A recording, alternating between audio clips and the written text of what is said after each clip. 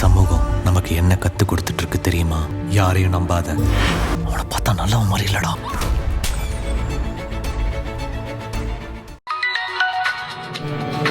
யாரடி இது? என்னம்மா பூங்குடி நம்பரா? இல்லையே, இது வேற ஏதோ ஒரு நம்பர் மாதிரி இருக்கு. அம்மா ஒருவேளை பூங்குடி போன் அடிச்சிட்டா என்னம்மா பண்ணுவ?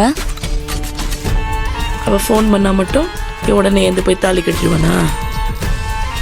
நல்ல ஹெவி டோஸா மாத்திரை கொடுத்துருக்கேன். இன்னைக்கு ராத்திரி ஃபுல்லா இவன் கண்ணு முழிக்க மாட்டான். அம்மா அப்ப இனிமே அந்த பூங்குடி இங்க வரமாட்டான்னு சொல்றியாமா? அந்த சிவசாமியும் தாலி எடுத்து கொடுக்க ஒத்துக்க மாட்டான். ஒருவேளை அவன் ஒத்துக்கிட்டா கூட தாலி கட்டுறதுக்கு இவன் அங்க போக மாட்டான். அப்பா மகேஸ்வரி, நீ பயங்கரமான ஆளுடி. பொழுது சாயறதுக்குள்ள தாலி கட்டலன்னா அந்த பூங்குடி இங்க வரமாட்டா. ஒருவேளை அவன் மனசு மாதிரி வந்துட்டான்னா? அவள் என்ன உன்ன மாதிரி மானங்கட்டவன் நினைச்சியா? வீம்புக்காரி. சொன்னா சொன்ன வாக்க காப்பாத்துவா. அப்போ நம்ம வீட்டுல இனிமே ஒரு டிக்கெட் குறைய போகுதுன்னு சொல்லு. அதுக்காக தானேக்கா நான் இவ்வளவு பாடுபடுறேன்.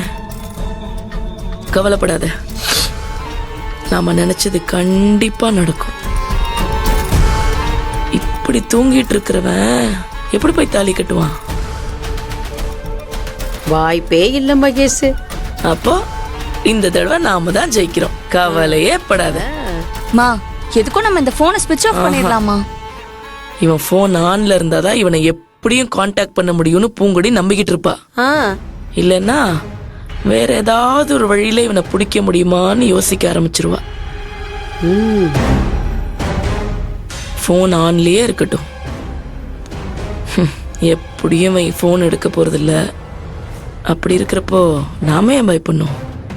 ஆமாமா, நீ சொல்றது சூப்பர் ஐடியாமா. இன்னைக்கு அந்த பூங்கொடி கதற போறா.